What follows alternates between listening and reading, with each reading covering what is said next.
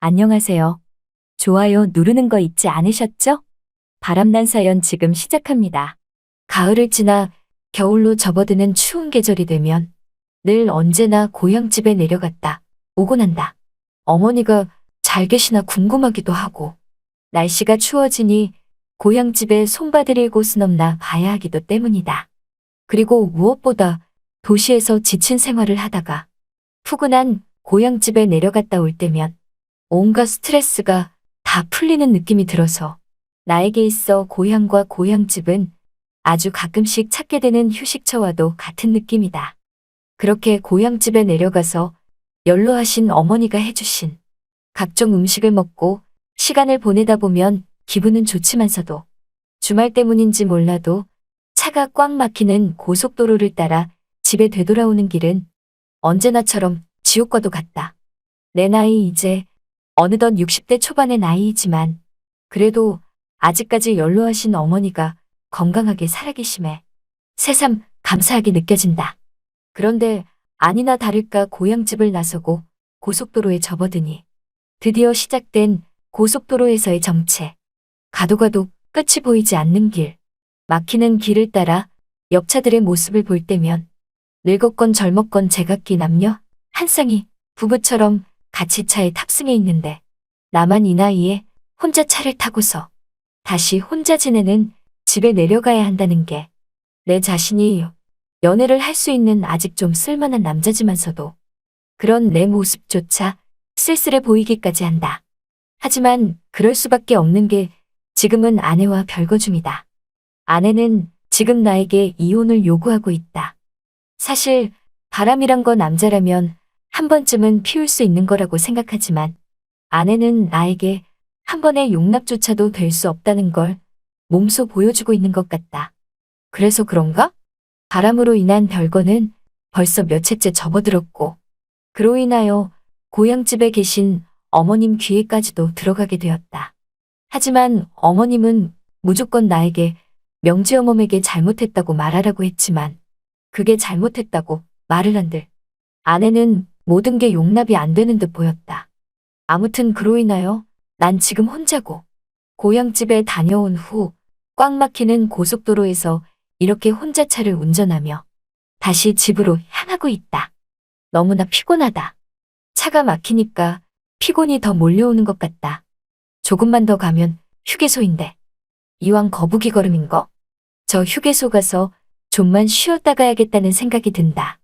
그래서 난 곧장 차를 틀어 휴게소로 들어갔고 휴게소에서 커피 한 잔을 마시고 다시 집으로 향하려고 하는데 갑자기 누군가 조수석 차문을 열고 내 차에 탑승한다. 진한 분냄새가 내 코에 스며든다.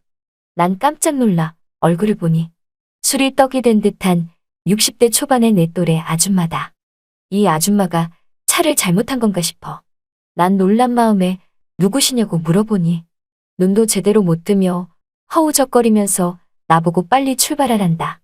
어이가 없어서 난 아줌마에게 빨리 내리시라고 말해도 그 아줌마는 좀처럼 말을 듣질 않았고 급기야 갑자기 내 허벅지를 손바닥으로 탁 치며 출발이라는 말만 되풀이할 뿐이다. 분냄새에 술냄새에 진상인 듯 싶었지만 얼굴을 자세히 보니 나름 곱상하게 생긴 게 뭔지 모르게 살짝 끌렸다. 그러고 보니 주말이라 어디 놀러 갔다 와서 술을 진탕 마신 건가 싶었다. 난 다시 아줌마에게 차를 잘못 탔으니 내리시라고 말해도 좀처럼 말을 듣질 않는다. 이왕 이렇게 된 거 에라 모르겠다 생각하고 난 그냥 그 아줌마를 내 옆자리에 태운 채 고속도로 휴게소에서 출발을 했다. 그런데 걱정이다. 대체 이 아줌마를 어디서 내려줘야 할지. 그런데 이 아줌마 잠이 든 건지 눈을 감고 한참을 차창에 기대 있다. 그렇게 조금의 시간이 흐르고 차는 아직도 거북이 걸음으로 고속도로를 달리고 있던 중 이 아줌마가 갑자기 깨어나더니 나를 쳐다보며 놀랜다.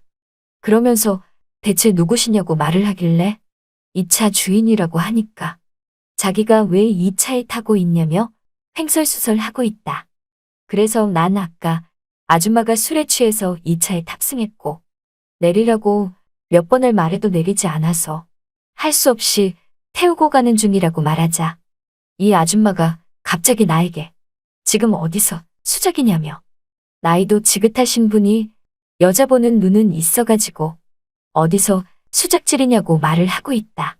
난 너무나 어이가 없어서 수작이 아니라 그쪽이 내 차에 억지로 탑승한 거라고 말해도 이 아줌마는 좀처럼 믿어주질 않는다. 그리곤 아줌마는 갑자기 가방에서 거울 하나를 꺼내 들고서 화장을 이리저리 고치고 있다. 거울을 응시한 채 자기 어떤 모습까지 본 거냐며 원래는 조신한 스타일이라면서 지금껏 자기가 실수한 거 있으면 당장 다 잊어주고 빨리 차를 세워주라고 말을 한다. 그래서 난 여기는 고속도로인데 어떻게 세워주냐고 말을 하니 아줌마가 다음 휴게소에서 그럼 세워달라고 말한다.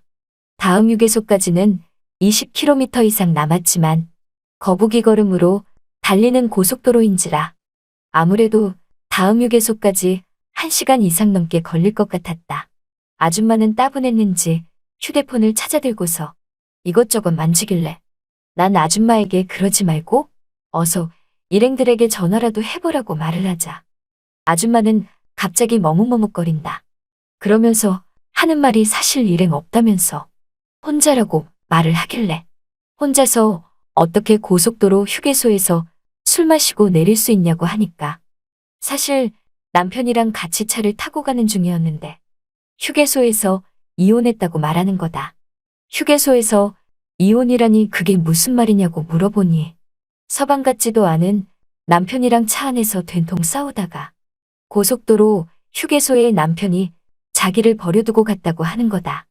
그래서 홧김에 미리 가방에 챙겨두었던 소주를 안주 없이 벌컥벌컥 마셔버렸다는 이 아줌마. 부부싸움은 칼로 물베기라고 뭐 쉽게 끝날 일 아니냐고 물으니 그게 아니라면서 쌓이고 쌓여서 여기까지 온 거라고 그런다. 그러면서 나에게 아저씨는 바람 안 피우지 않냐면서 아무튼 바람 피는 남자들은 하나같이 거기를 없애버려야 된다며 갑자기 내 아래쪽을 쳐다보면서 의미심장한 말을 하는데 순간 뜨끔했다. 사실 아까 말했다시피 나도 바람 피운 죄로 아내와 별거 중이니 말이다. 이 아줌마 호탕한 성격에 얼굴도 나름 곱상하고 그래도 제법 전 아이치고 관리도 잘한 듯 싶었다.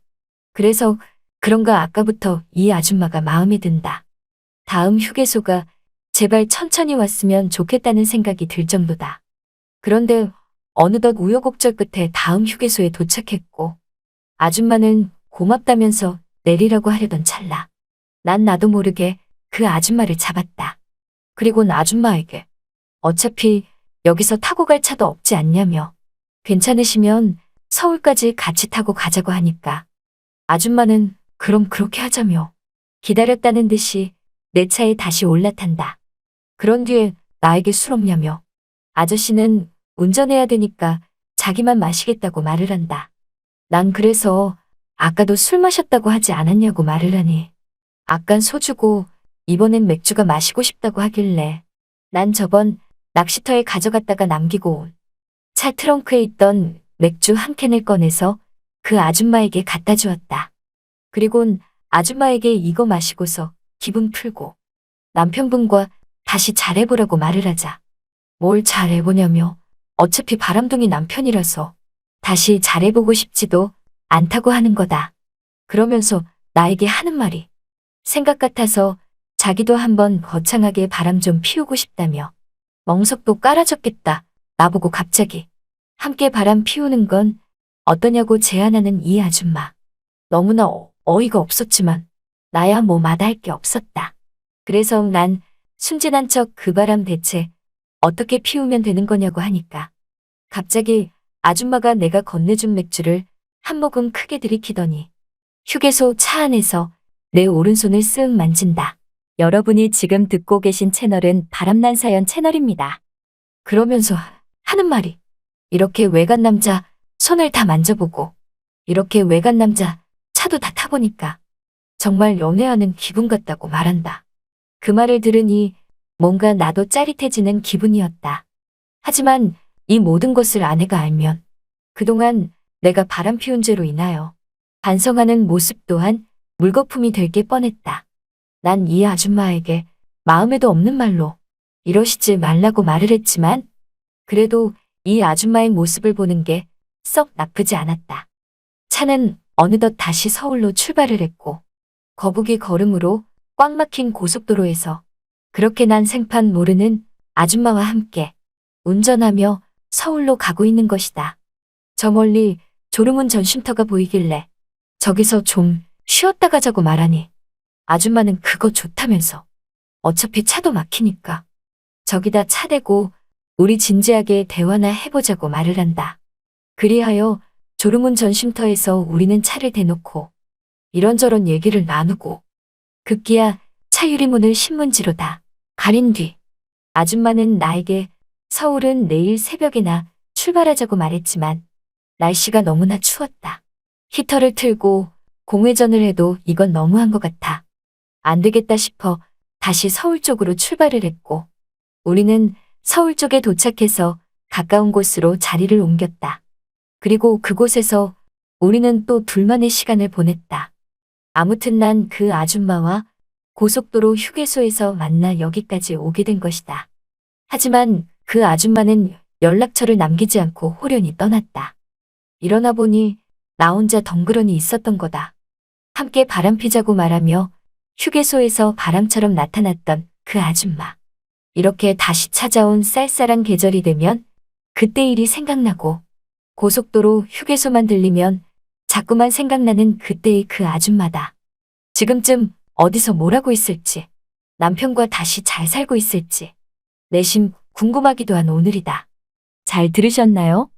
오늘의 바람난 사연은 여기까지입니다. 구독과 좋아요 부탁드립니다.